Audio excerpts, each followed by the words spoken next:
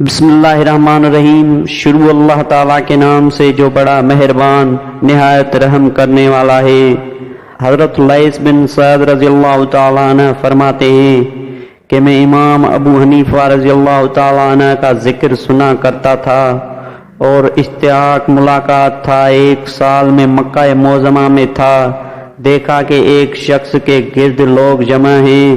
میں نے ایک شخص کو سنا کہ اس نے پکارا، اے امام ابو حنیفہ! تب میں نے جانا کہ یہ وہی شخص ہے۔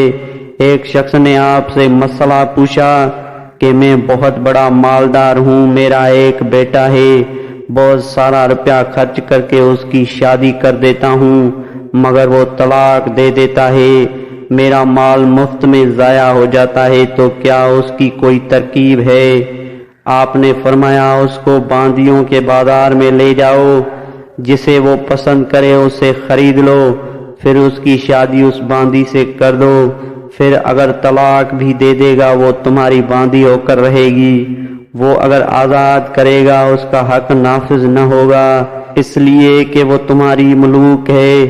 حضرت لیث بن سعد رضی اللہ تعالیٰ عنہ کہتے ہیں، بخدا مجھے ان کا جواب اس قدر تعجب خیز نہ ہوا جس قدر ایسی مشکل مسئلے کو فوراً جواب دینا پسند آیا۔